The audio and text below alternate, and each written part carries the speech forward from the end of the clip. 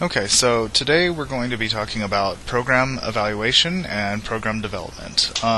More specifically, though, we'll be talking about program evaluation within this particular talk.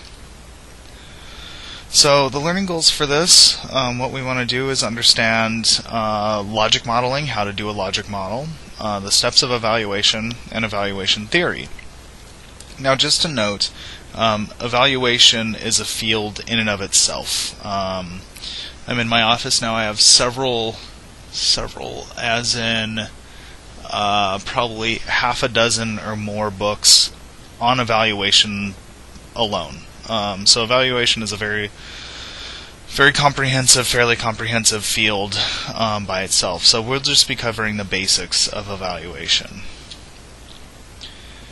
So the reason that we do program evaluation is really to understand the benefits or setbacks of a program, right? So when we're talking about implementing prevention programs, for example, or we're thinking about the organizations that you all work with, each of these organizations, each of these programs has a goal, right? So what evaluation does is basically, in a scientific way, figures out whether or not these organizations are reaching their goals, right? And so there are various levels of program evaluation. You have impact evaluation, which it looks at the societal effects, right? So how does this influence the overall community? How does our program influence the overall community?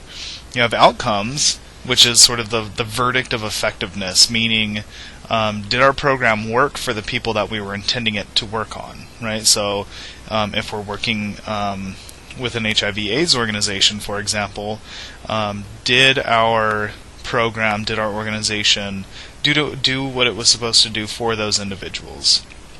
And then you have process evaluation, which really looks at the performance and improvement of an organization as the organization is, or the program, the organization or the program is sort of moving along in the program activities. And so the question here is why or why not did a program work, right? And we can work with organizations, we can work with programs to change how they do things in order to make programs more effective.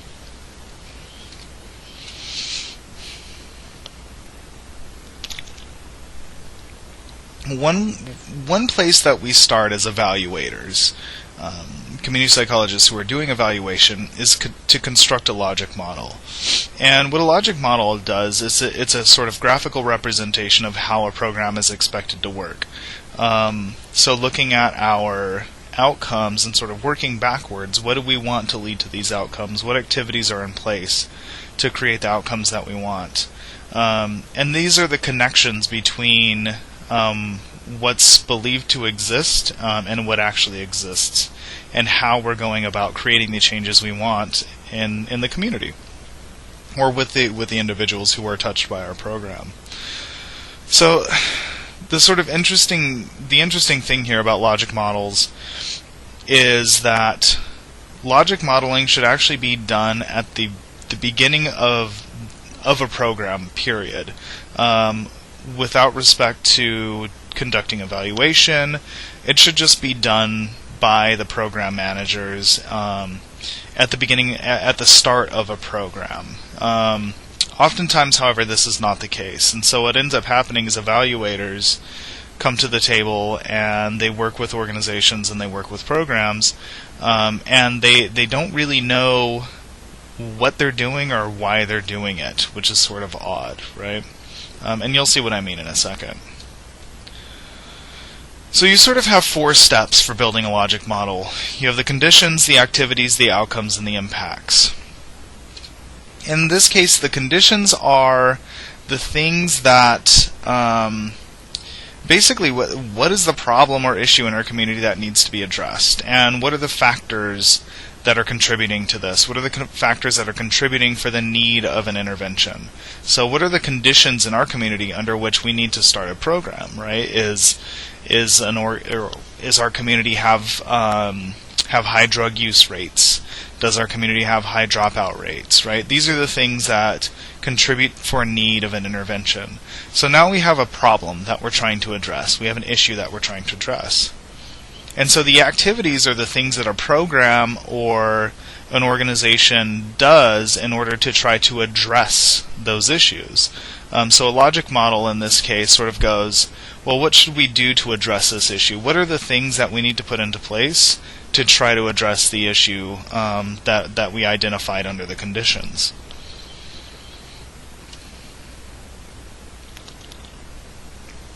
And then we need to go even further and say, okay, now that we know the issue, we know what we're going to do to address that issue, what are we expecting our results to be? What will our activities lead to? What are the intended results of our activities? And again, as I mentioned, this should be done at the beginning of a program, right when a program starts, or even before the implementation of a program, so that we understand the full effects, or at least have an idea of what the full effects of the program will be. And then finally, the impacts. And this sort of asks the question, how will our program affect the community, right? So now we have these outcomes, and what do we expect these outcomes to lead to? If we're working with, again, an HIV/AIDS organization, do we expect a greater increase of awareness in the problems of HIV and AIDS? Or reduction in stigmatization among people with HIV and AIDS? So how will our program, how will these outcomes affect the larger community? And as you can see, this is sort of a linear process, right? So the things in the conditions should be linked to specific things and activities. Specific things and activities should be linked to specific things and outcomes. Specific things and outcomes should be directly linked to specific things and impacts. This should be a linear sort of process. And so after a program develops a logic model, or an evaluator works with a program to develop a logic model, then the program gets implemented, right? And so these are sort of the steps of developing a program. Now I'm going to sort of skip over these because I want to focus mostly on the evaluation side, which is this last piece right here. And so what an evaluation does is it goes back to the organization, and it goes back to the organization and looks at the organization's logic model, and it asks the question, is the organization or is the program doing what it's intended to do?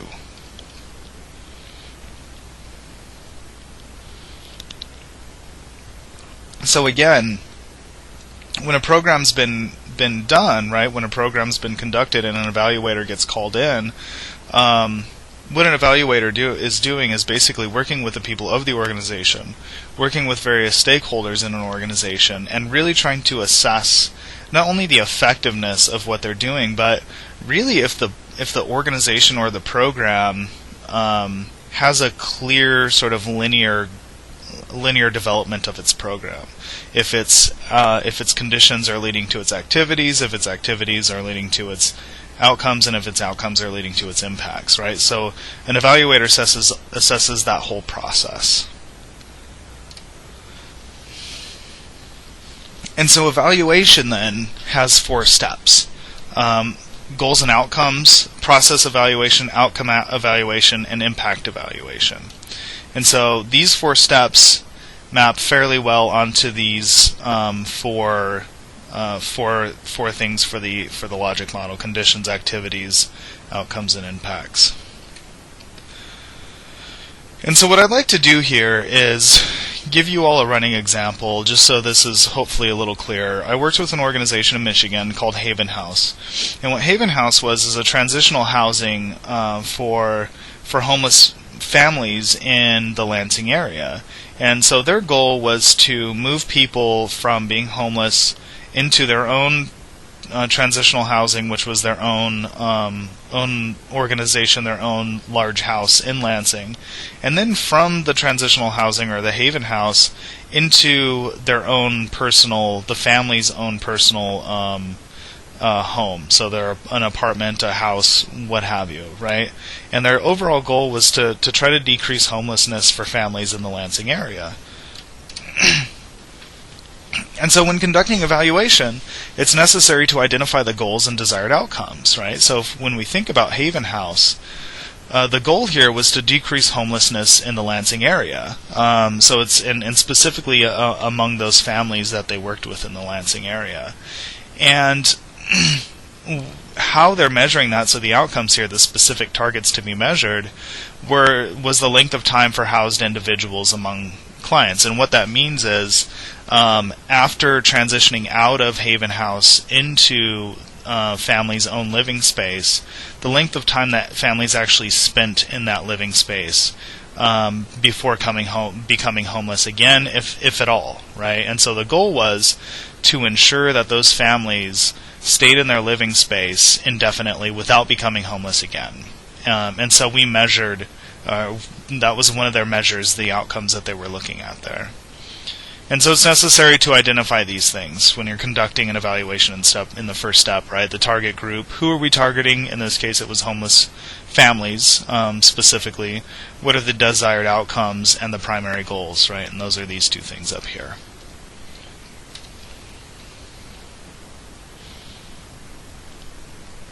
Step 2 was, what did you do, right? As a program, as an organization, what did you do to ensure that your goals are being met, to ensure that you're meeting the goals of your organization, to make sure that you're meeting the goals of your program and those intended outcomes?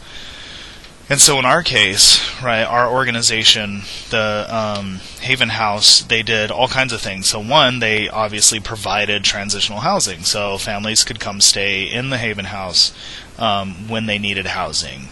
In addition, Haven House provided a slew of social support services. They provided rides to places, so people could apply for jobs, so that they could apply for other social services, such as WIC, food stamps, or housing assistance, or Social Security, or any other assistance that they could potentially get, any sort of government type of assistance or organizational assistance.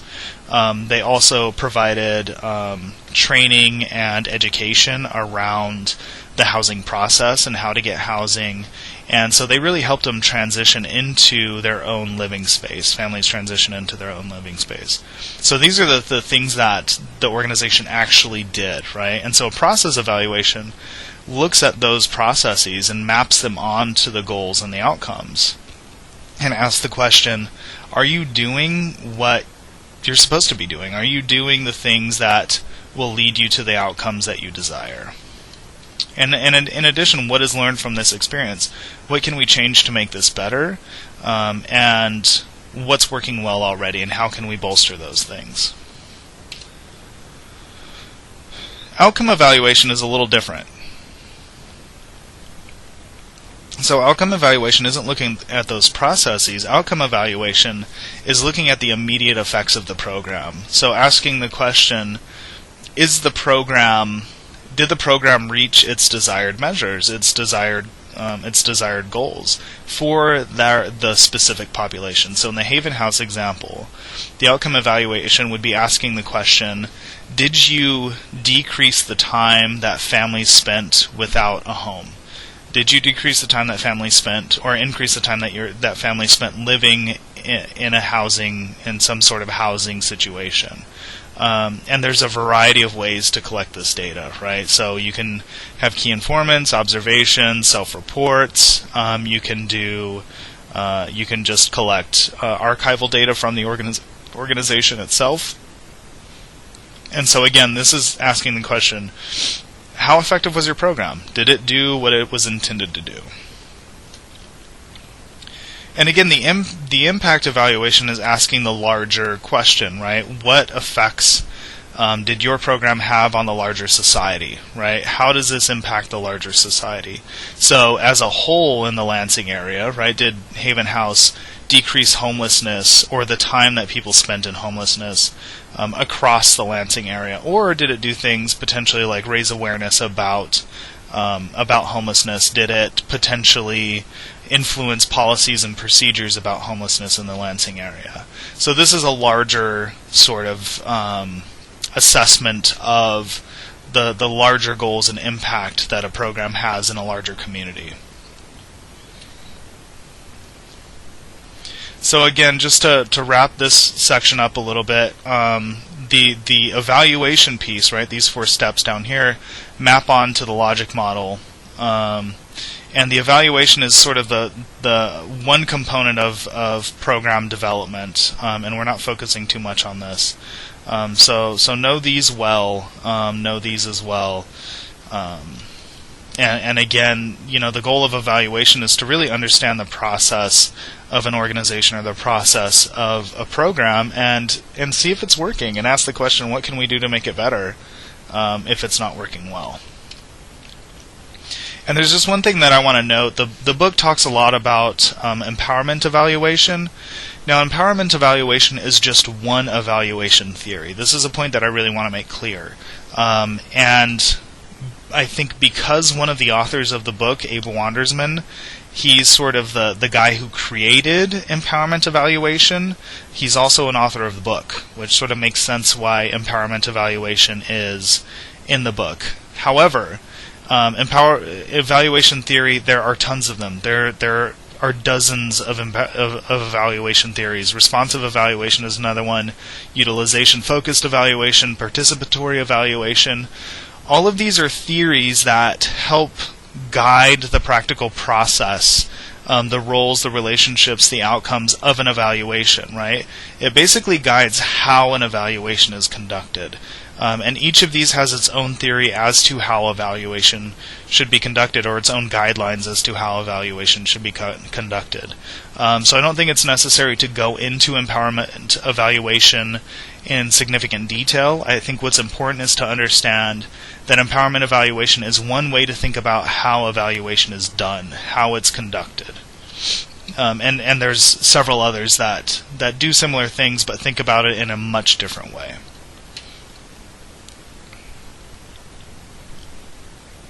So to wrap this up, we should understand logic modeling, the 4 steps to logic modeling.